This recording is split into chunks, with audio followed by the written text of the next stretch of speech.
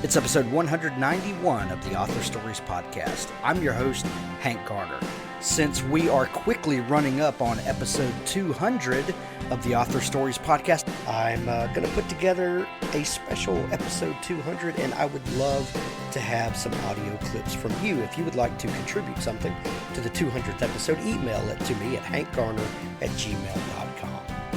Today's show is brought to you by lootcrate.com. Save 10% on any new subscription at trylootcrate.com/Hank and enter the promo code BRIDGE10 for 10% savings. No matter what you geek out about, Loot Crate has a monthly subscription box for you. Exclusive collectibles, apparel, and gear delivered to your door. Save 10% on any new subscription at trylootcrate.com/Hank and don't forget the promo code BRIDGE10 to get 10% off. Also, Dying Days by Armand Rosamilia. Armand is one of my favorite writers, and Dying Days has quickly become a favorite. Sunny Florida, beautiful beaches, no traffic on the A1A, zombies roaming the dunes in search of the living. Darlene Bobich is in a fight to survive, find food, safety, and ammo for her desert eagle before it's too late. The undead are coming to exterminate the human race. That's Dying Days by Armand Rosamilia. There's a link in the show notes.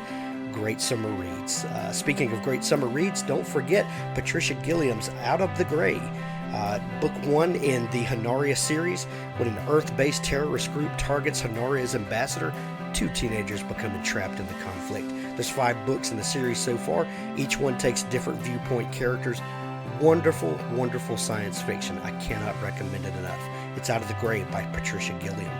Also, don't forget Stefan Bolt's new book, Six String. I'll give you this personal endorsement.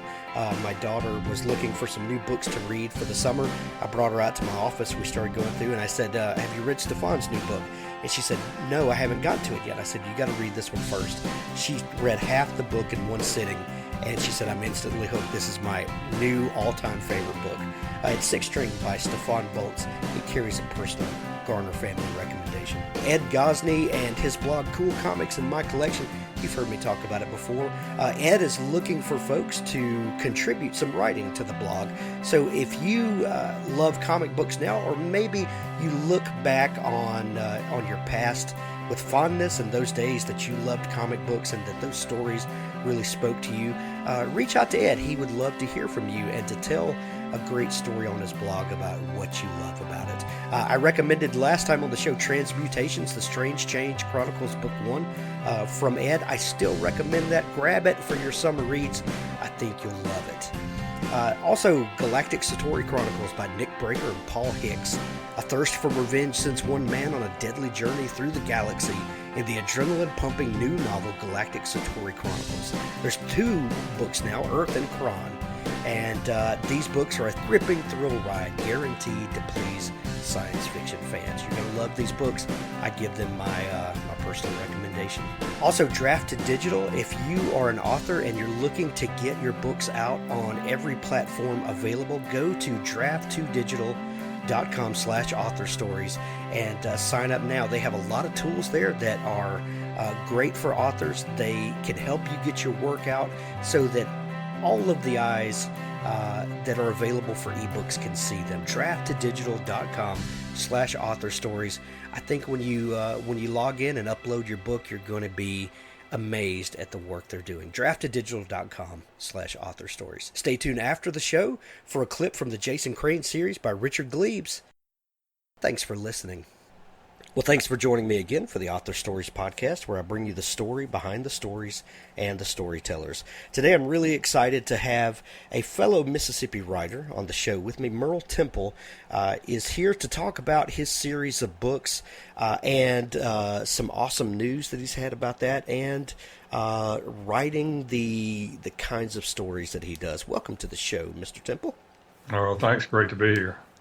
I begin each show with the same question, and that question is, what is your first memory of wanting to be a writer or a storyteller?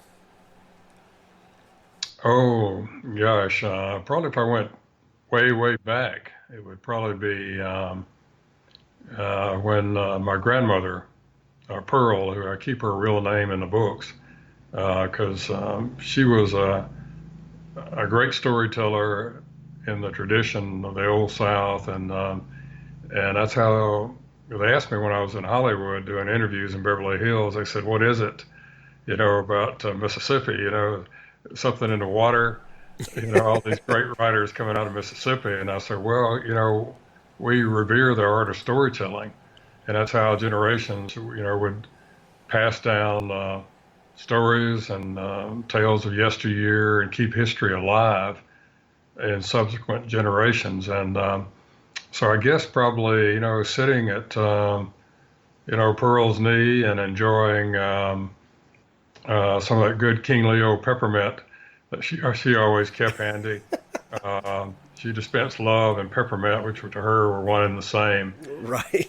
And she would tell me all these stories, of her family and her father who was in the Civil War, and just how it used to be in the rural South, and just different times. And suddenly those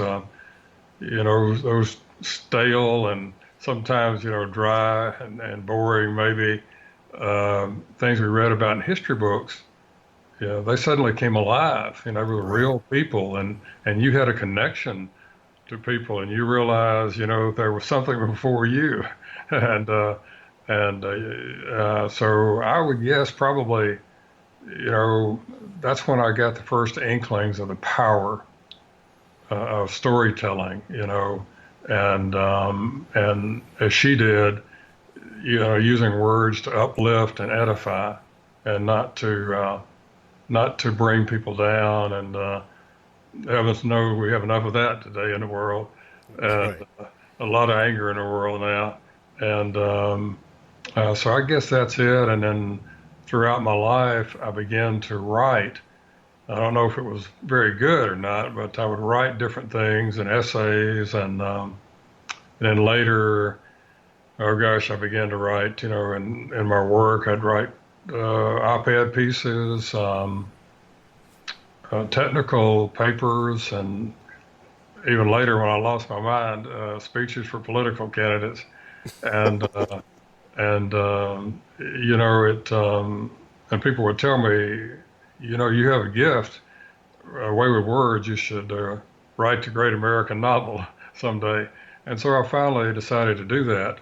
And of course, I found out it was very different from other writing I'd done, and it was difficult to learn how to manage big, complex stories with a lot of threads and a lot of layers, and speaking other voices and other tenses, and have all of those threads and related stories, arrive at an end point, with integrity and harmony and all of that. And so it's just kind of been a journey, but I love to write, and I have seen along my journey in life, the power of words to move people, to enlighten people,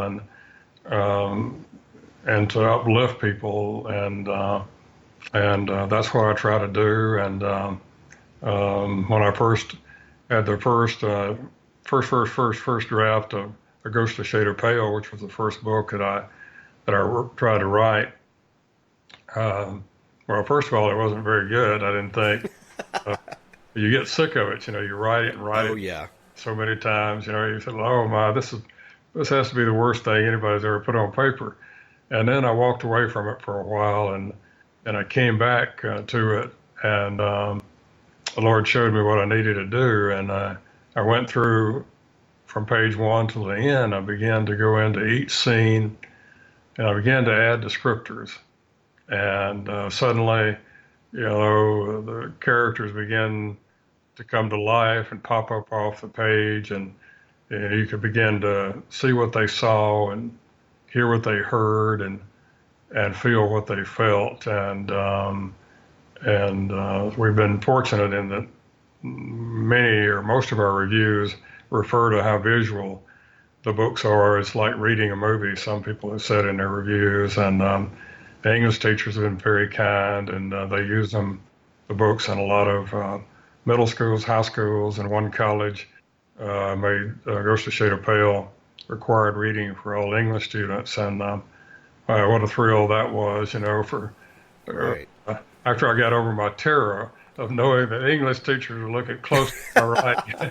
I could see the red pens coming out, Oh, I marking off know. grammatical errors, and they all laughed at me later, and they said, "Oh, Merle, you're so far behind the times, that red ink is so judgmental. We don't purple these days." And I said, "I don't know if my English teacher could wrap her head around that or not." And, Right, right, it's been just been a great journey, and what a privilege it is. right. Let's talk just a minute before we dig into the books because we want to get all into them in just a minute. But I'm also fascinated by the journey that people take before they decide to write that novel and publish. What did you decide to do for a career? Obviously, you like me were born and ingrained into this great tradition of storytelling like we have in the South and especially in a state like Mississippi. But what did you decide to do for your career before you got bitten by the bug? Oh, well, I've done many things in my life. What I wanted to do from an early age, may sound foreign to some people who may listen to this now who are not of my generation, but when we were growing up in 50s and 60s, all, TV was not like it is now, and all the right and wrong, black and white on the TV shows.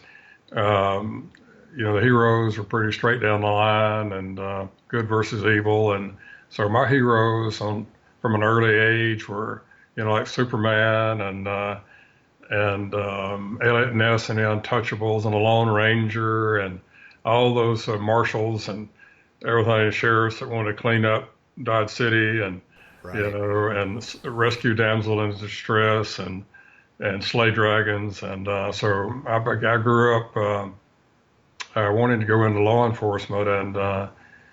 And about a week or two after I graduated from high school in Nettleton, Mississippi in 1966, I caught a train in Corinth, Mississippi, and rode all night and arrived in Washington at Union Station to be a fingerprint technician for the FBI. And that was quite an adventure just living in D.C. Young guy, jumped out of the nest and did that. That was an adventure and education in itself. But I came home also to go to college, and I majored in criminal justice at Ole Miss, and went on to get my bachelor's and later my master's degree there. And so I interned as a deputy sheriff, which is the foundation for my latest book, which is a prequel to the original series, Deputy, Once Upon a Time, Mississippi.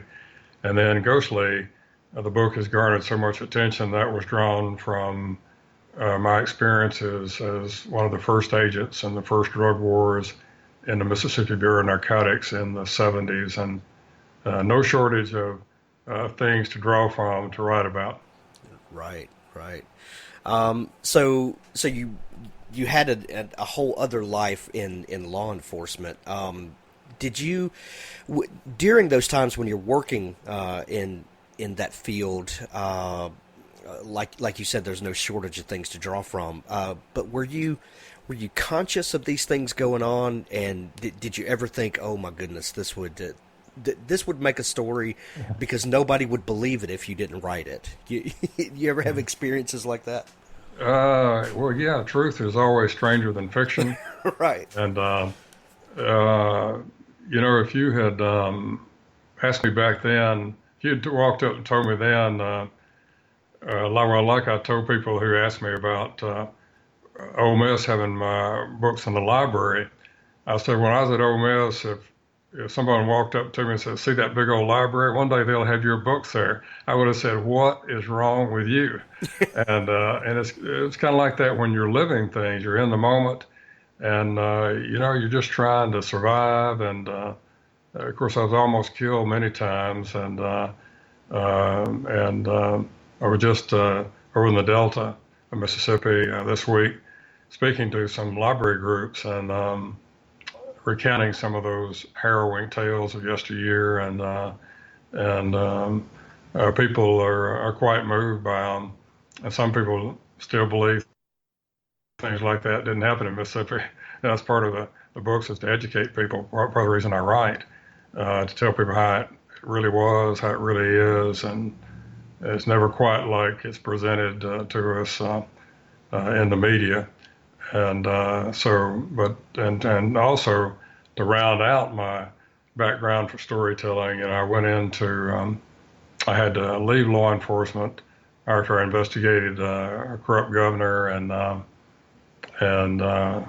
went into the corporate world, and I thought surely then I was leaving behind the gangsters who tried to kill me and all of that.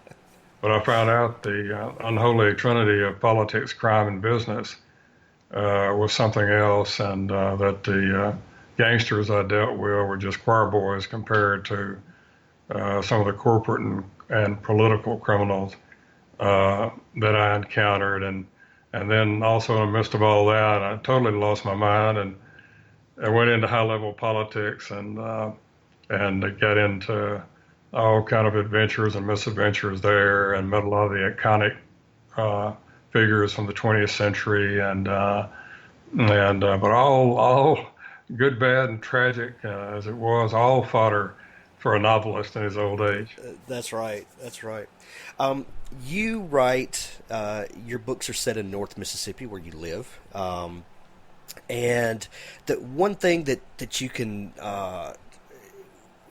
really tell a Southern writer sometimes, because place becomes almost a character. The setting and the people and the attitudes and things like that all kind of become part of the tapestry.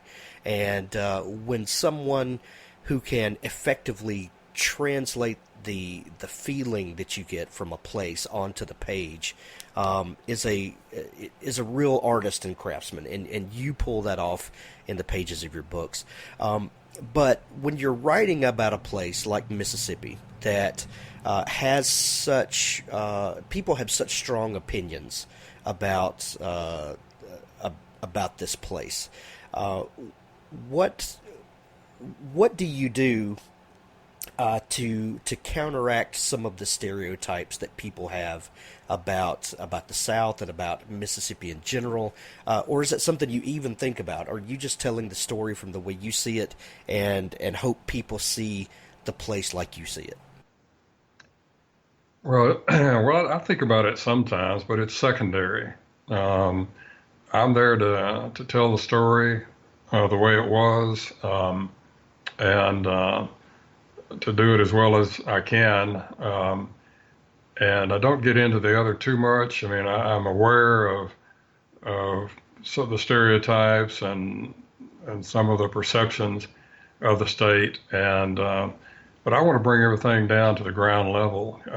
Human to human interaction, not these cliched things that you read, and I try not to slant my writing one way or the other, and just try to present good human interest stories, and where readers will come away, satisfied, feeling like they learned something maybe that they didn't know. And we get so many notes from people who've read the books, and so they came through them at a critical juncture in their life, or they followed Michael, the central character based on me in the books, and they round a bend with him, and sometimes they'd kind of bump into themselves, from long ago, and then they'd say, I never knew anyone felt that way but me, and that's what these notes that we get are sometimes pretty tender, and then they keep me going, and sometimes they make me cry. They're so tender, and because when I wrote my books, I thought, well, maybe my friends and family, take pity on me and buy them, and Ghostly is now the all-time best-selling novel in the Barnes and Noble store here for North Mississippi, and who would have thought that? Not me. And Right. So it's once you figure it out that a lot of people are reading your books, it's a sobering and humbling thing to stop and think about it. That each word that you put down, has impact, and so I really I'm aware of those things, but I just think if I go in and do the very best I can to and be honest and have integrity about what I write, then it will resonate with people. And I saw that in Hollywood. I went out to Hollywood, and friends said, "Well, you go into Babylon, you better be careful." And I said, "Yeah, our plan was, we're just going to march around the city, and blow our horns till the walls fall down." And but there were some people who, and I tell people too, when you arrive in Hollywood, and they found out that money and fame are not your gods, and that you actually believe in something, they look at you like Captain Kirk just beamed you down from the Starship Enterprise. And but we met so many nice people, and I think they didn't. Some of them didn't know what to make of me, and but they were very kind. They liked the writing, and some of them, one interview in Beverly Hills, they kind of gritted their teeth a little bit, and told their audience, well, it's Christian-based writing, and they said, but you got to get the writing's so good. And so I think when you go in and do your best and you're honest, and I think everything else will follow and take care of itself. Yeah. And I want to get to that Hollywood story in just a minute, but before we do, tell me where a ghostly back up. Tell me where a ghostly shade of pale, your first novel, came from. You touched on a little bit earlier about the working and reworking of it, but where did the idea come from, and what possessed you to finally write that first novel? Well, Ghostly, of course, was drawn from my time in the Mississippi Bureau of Narcotics, and we were Nixon had just declared the first war on drugs, created the DEA, and then there were spinoff agencies. So the Mississippi Bureau of Narcotics was created. It was kind of a mini DEA, and I went to the DEA Academy in Washington and so forth and so on, and eventually became the first captain in the agency. And it was just a time of there's just so much to write about that's in Ghostly, because there's just so many worlds colliding at once. The Vietnam War was winding down but dragging on, and all the consequences from that. A lot of that was washing over even into Mississippi. Social unrest, the counterculture was, in its birthing pains, I guess you'd say. And, you just saw so many things that were foreign, really, to me, to the world I grew up in. And I was just a little older, but than some of the people I came into contact with.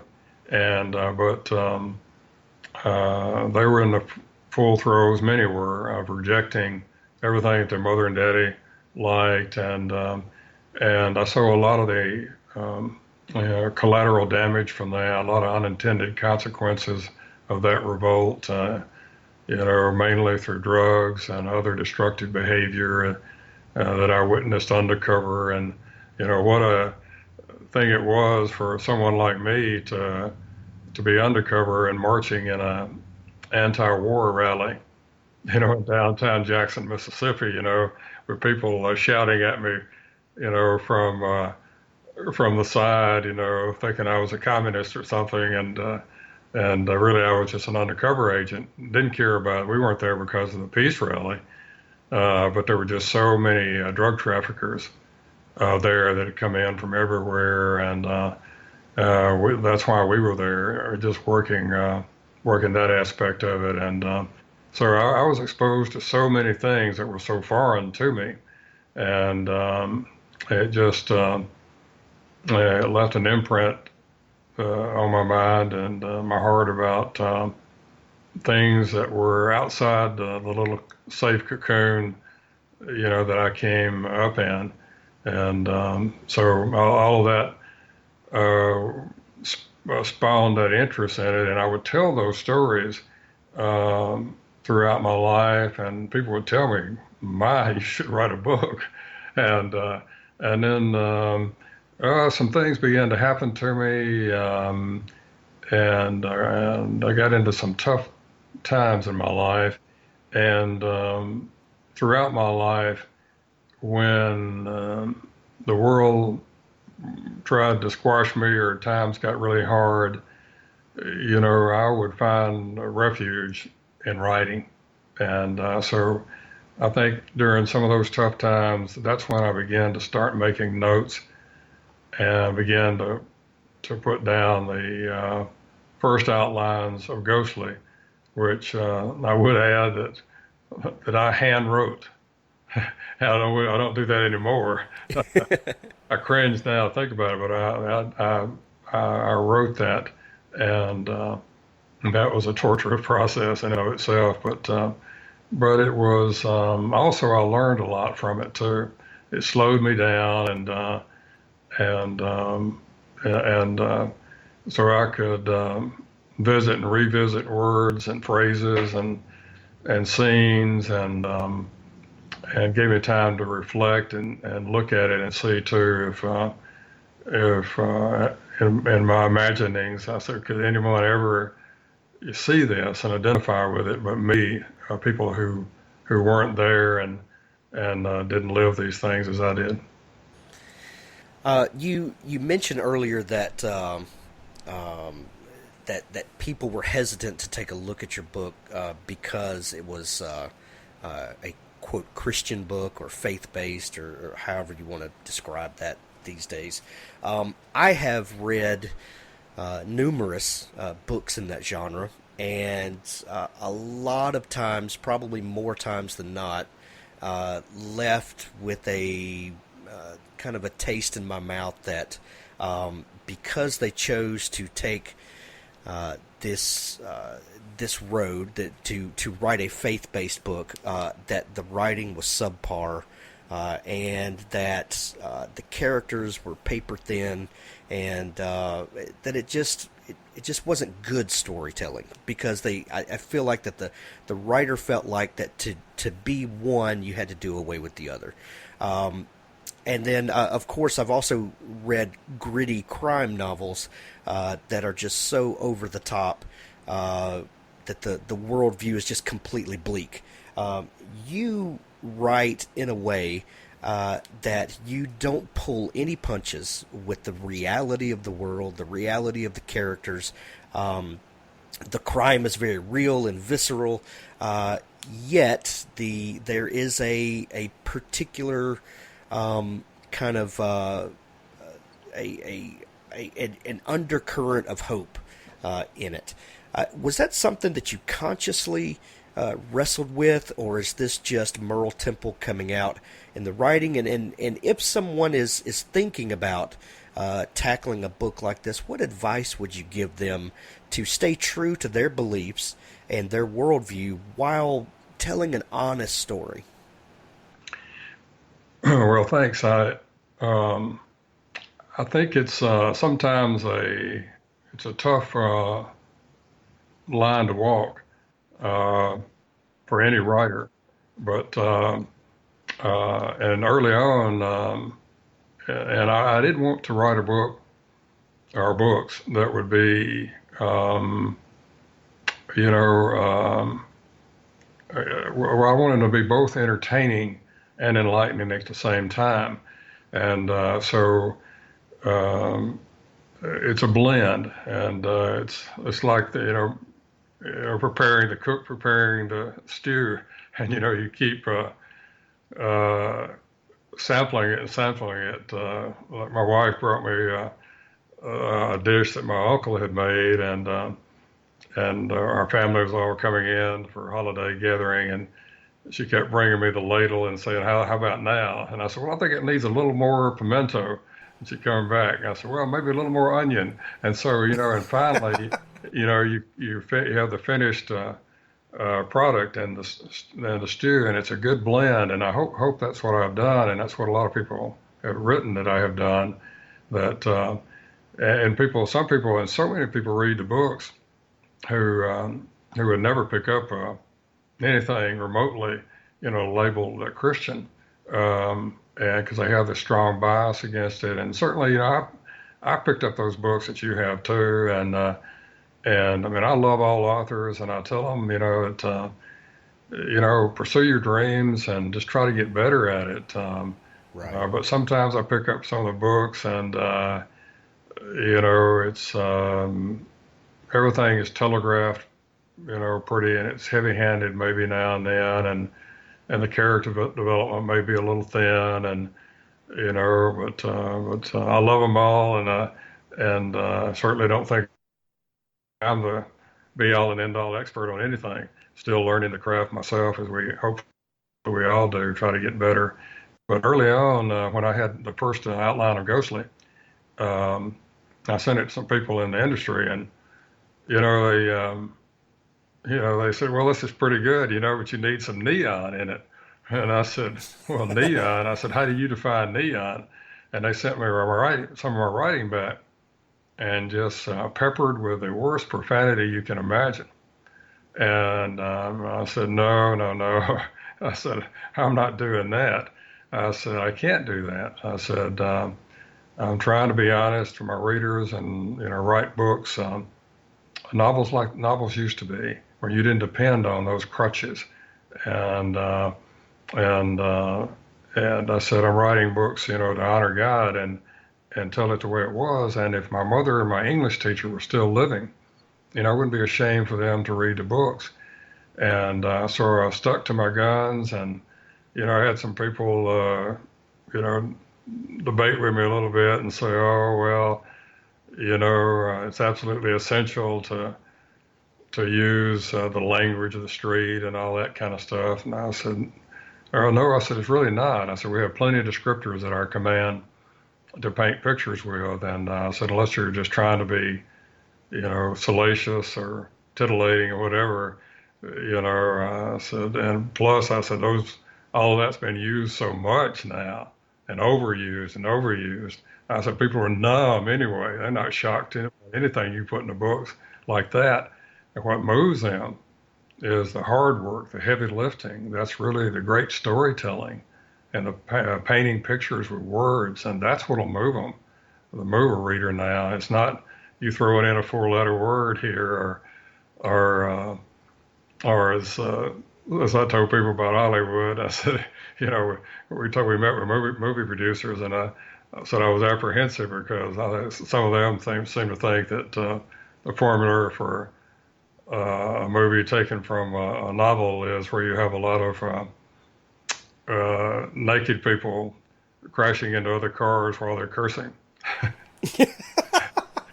And so I said, I didn't go for any of that. And, so consequently, we were rewarded, because English teachers began to discover the books, and they would call, and through social media has carried us. So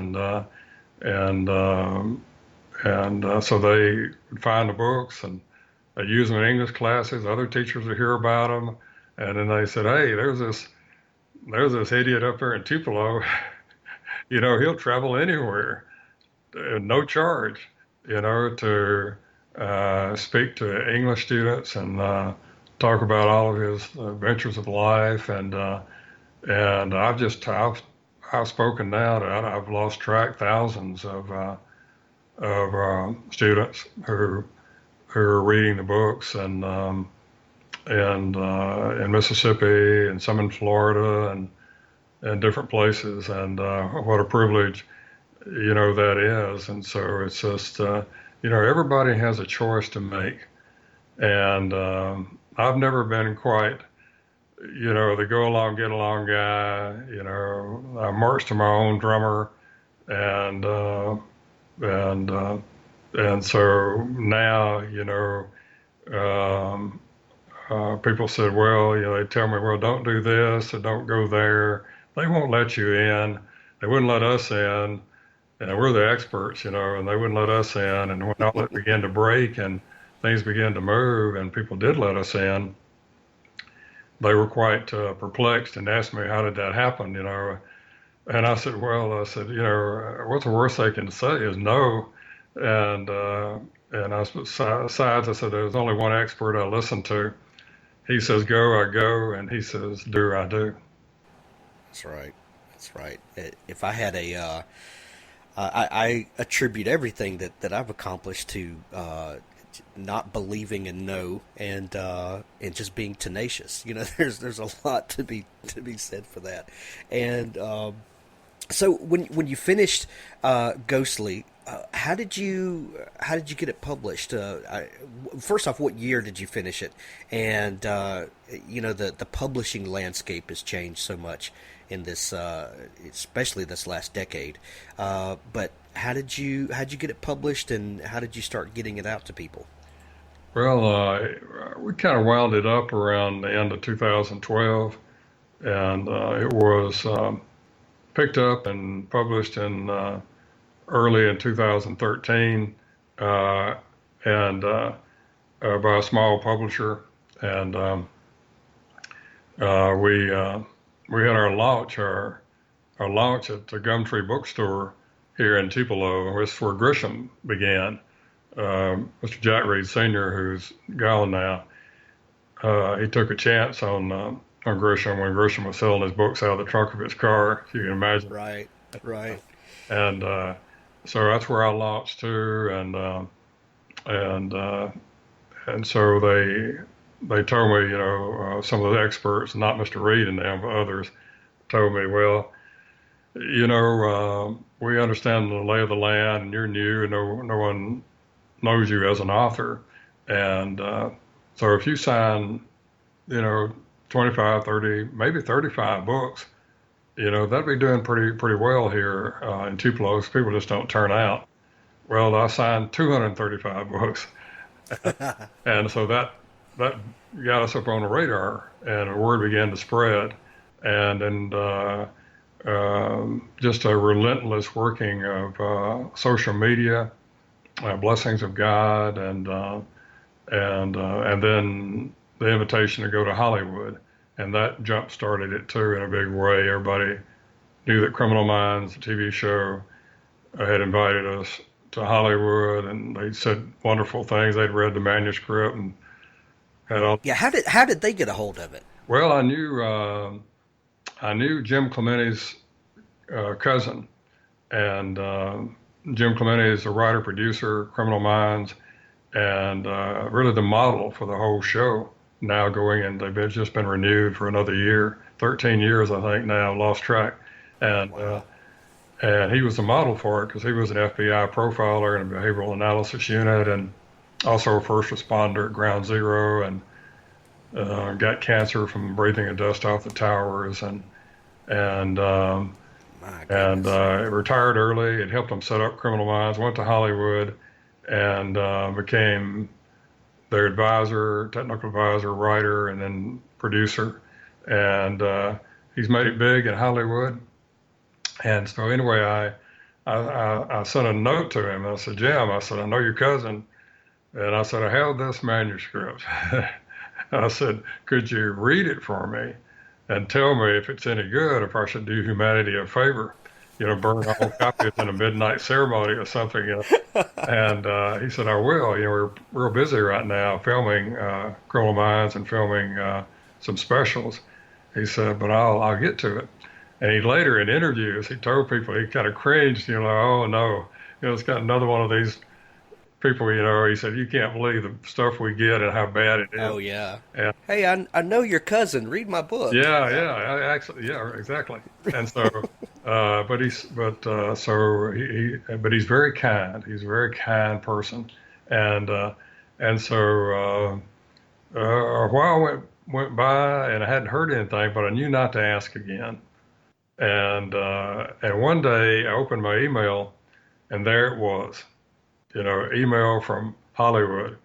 And I went, oh no, I was afraid to open it. I figured he's going to say, why'd you waste my time with this drivel and didn't give up your day job, did you? And so I opened it, and he said, well, I'm sorry it's taken so long. We've been really busy. And he said, I'm not quite done. He said, but I just had to stop and tell you.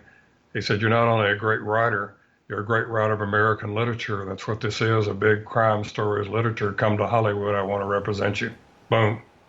Wow. Just like that. So we loaded up the Murano and headed to Beverly, swimming pools, movie stars, and we were going through Beverly Hills on our way to an insider TV show, Criminal Minds that set up for me, and where Mel Gibson's son Mike me, and there and powdered my shiny head. But anyway, we're going through Beverly Hills and gawking at all the iconic images around us, like the two bumpkins from Mississippi that we really are. And I looked at my wife, Judy, and I said, Judy, we are the Beverly Hillbillies.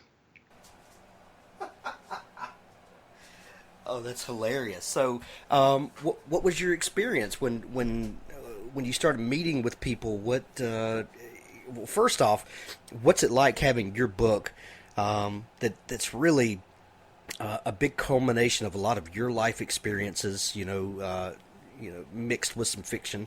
But those things are writing is very personal. When you first publish that book and people start reading it for the first time, and they're weighing you in the balance, and that's a terrifying thing for new writers. But then to know someone is taking an extra critical eye to your work because they then want to turn this into something else.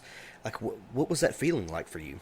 Oh, well, it was exhilarating and terrifying at the same time. And but I've been through so much in my life, it's just like this is just icing on the cake, and what can they do to me that people hadn't tried to do before? I'm still standing, I met people in Hollywood who, to be honest, we didn't have much in common. And, philosophically, the one lady there that interviewed me, she was a former New York Times reporter and a big entertainment lawyer, and probably not a Christian, and probably on the opposite ends of philosophical scale, probably for me, maybe in some respects, but a nice person. And but she was very kind and said the writing was evocative of the great Southern writers. Wow, what a boost that was! And right. And then KKLA, the largest Christian radio station in America, and no one knew me, and they invited me, gave me an hour of drive time to talk to Southern California, and that was purely a God thing. And they talked about how it came about on the air, and then a day or two after I was on KKLA, we signed. We weren't in any bookstores or any chains or anything then, and I was begging consignment sales, wherever I could. And friends of mine in Lifeway bookstores in Mississippi had contacted a store out in the edge of LA, and said, this guy knows how to sell books and never meets a stranger, and you should take a chance on him. And they did. And so people had heard me. No one knew me, and I was a long way from home, but people poured in the bookstore had heard me on KKLA, and we signed 100 books there. Wow. That was more than anyone ever had at that Lifeway store except Charles Stanley. And I said, well, Brother Stanley been on TV for 60 years. Right. That's a pretty good company to be in.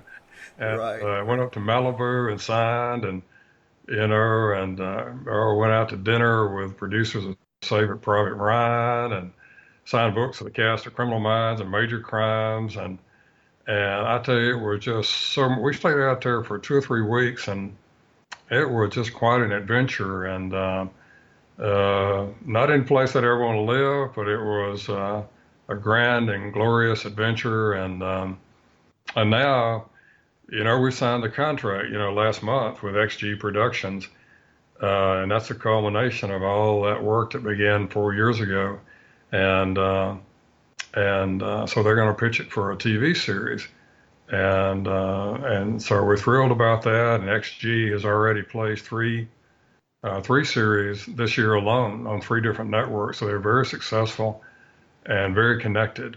And somebody out there, some guy they say you have to have on your side, has read Ghostly, and he calls it John Grisham meets True Detective. And he finds the idea of Michael as a Christian intriguing. Love that word, intriguing. And, Right.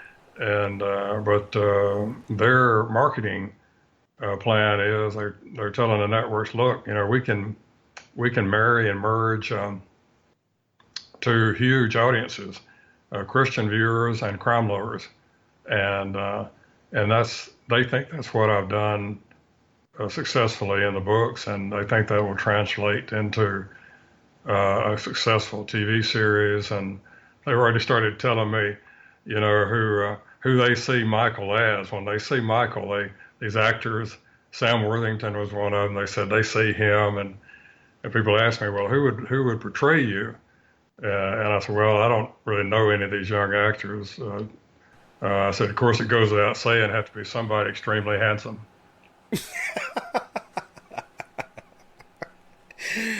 Oh, that's great. That's great. So you followed up Ghostly with two other novels and a prequel. What is it about Michael Parker, your main protagonist, that you think people love so much? Oh, I think, I get so many letters and notes and comments from people, uh, and they have the people who get into the books and read them or read most or all of them. They have a great affection for Michael. And The Last of the Boy Scouts, Imperfect, quixotic, tilting at windmills, and so naive and trusting at first, and then, almost killed many times. This last of the Boy Scouts, battered and bruised and abused by the world, and yet he perseveres. And that, when he should have died many times, there was dramatic intervention that people will see in the books, divine intervention, and people are hungry, for something, beyond all of this rancor and noise and disharmony that we see every day, that we're bombarded with, something transcendent. I think they find that in Michael and his modern day Pilgrim's Progress.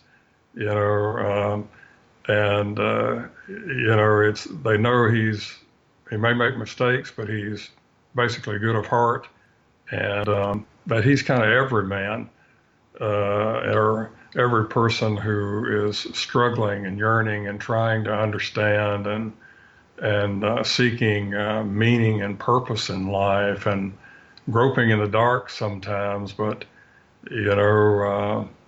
finally in his darkness and his trials, he sees the lighthouse. That's awesome. Merle Temple, your books are fascinating. I've been reading A Ghostly Shade of Pale, and it is truly unique. It is a book like I have not read in a long, long time. I'm so happy that we met, and I'm going to send everyone over to see you. Where I know that you're very connected with your readers, and you have not fallen prey to the idea that authors now only sell ebooks on Amazon. but you like to stay connected with your readers and actually sell books face to face. I love that. But where can people connect with you and maybe follow along with your work? And if they're intrigued in what we've talked about, where they can pick up your books?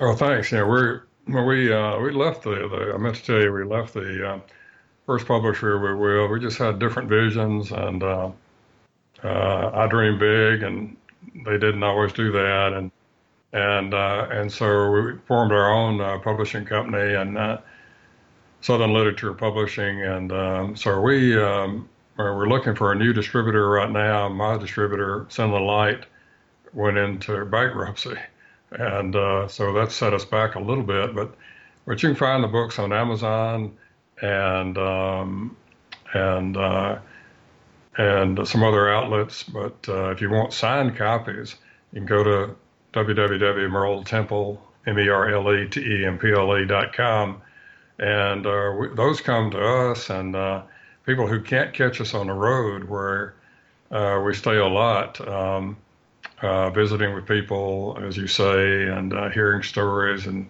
getting to really know people. We spend a lot of time with people in book signings and after presentations. I speak to churches, schools, civic clubs. I go into prisons to speak to men, to shelters. I do a lot of radio and TV interviews here and around the world. And I do want to say, too, that the Vicar of Baghdad just received the Redeemed at the Jaffa Gate in Jerusalem. And they sent pictures of him in my book. What a thrill that was. And so now my books are going to be carried in a bookstore in Jerusalem. Who would have thought that? Not me. And so, and people follow me friend me on Facebook, catch me on Twitter or something. But now I'm on Instagram too. Granddaughter says, Mr. Merle, you want to go after younger people, you need to get on Instagram. And so, but friend me and follow along with me, and I think you'll. I do a lot of posts, about life and faith, and I'm a photographer on the side. I put up a lot of flowers and bird pictures and sunsets and sunrises, and a lot of people follow me just for those. And if you'd like for me to come and speak, you can contact me through social media or on my website. You can send me an email there, and if you'd like for me to come speak, if your school would like to talk to me about using the books, and we have a special deal we give schools if I get class sets, and I have to tell you too that being an Ole Miss graduate, it was a thrill for me because the top-ranked academic freshman at Ole Miss in honors college, they have to present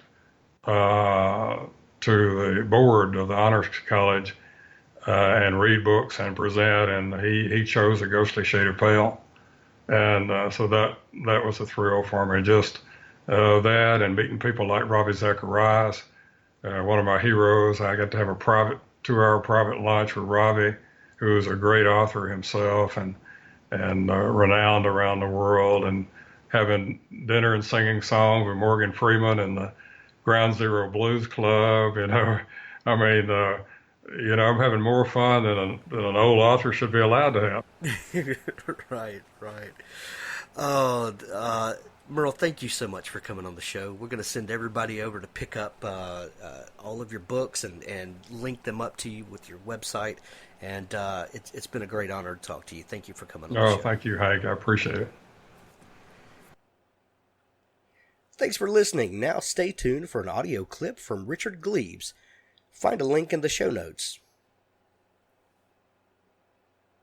The year was 1834. The month was December. I was 14. Irving's tale was by then well known. The characters of Brom Bones and the beauteous Katrina were widely understood in town to refer to my parents. Rumors persisted. I heard the name of Headless Horseman whispered. My father dismissed all these tales, calling them malicious. Yet more than once I saw him and my mother scanning Agatha's face across the supper table, finding only a secret smile and a look of defiance. I found the rumors fascinating. I followed Agatha like a pup, waiting for her to cast some magic spell. And one day she did. The household servants had set a fire in the hearth for her comfort, and she sat close to it, counting out small gold coins upon a lapboard. I hid in the shadows, hoping she might drop a coin and I could retrieve it for myself. One of her servants, a West Indian girl, carried a snowy log into the room and set it on the fire. It began to hiss and pop, the snow melted, and the fire sputtered out. Agatha cursed as I had never heard her do before. She stood, spilling all the gold, and slapped the idiot girl across the face. The girl ran, and my grandmother muttered to herself, searching for match and tong to no avail. When she was not looking, I crept forward and took for myself one of the gold pieces. Then something remarkable occurred. My grandmother sighed, knelt before the fireplace, reached for the logs, and her right hand caught a fire. Flame blossomed and coiled about her wrist. I gasped and cried out, "Shh! Don't be afraid, my Dylan." "Your hand!" She raised her palm. Flame sat cupped in it, casting the shadow of her fingers upon the ceiling and walls. "Lock the door," she said. I obeyed. She pointed to the floor, and I sat, waiting breathlessly. "This is the Van Brunt gift. It will be your gift as well, soon, and your children's forever afterwards." "Why does it not burn you?" I asked. "Why should it? Do I deserve to be burned? "No." Then I am safe from the fire. Do you deserve to be burned, my Dylan?" I shook my head. "Show me." I reached for the flame and took it. I pulled back at once, crying out with pain, wagging my fingertips. The fire caught my sleeve. I could not rid myself of it, as if I clutched burning tar. The pain intensified. The blisters broke, and a rivulet of lymph ran down my arm. Your conscience knows, Dylan. You deserved to be burned. Say it. "I deserved to be burned," said I. Again. "I deserved to be burned." She turned her palm. The gold piece. I nodded and brought the stolen coin from my pocket. She took it and raised it to the light. You cannot wield the flame with guilt in your heart, son. Try, and it will devour you. Do you understand? I nodded. A Van Brunt should not be so weak. "I'm sorry I took the gold, Grandmother. I'm sorry I was bad. Don't be ashamed of me." She frowned and laid the gold coin on her lapboard. She shook her head sadly. I'm not ashamed that you took the gold. I'm ashamed that you felt the guilt.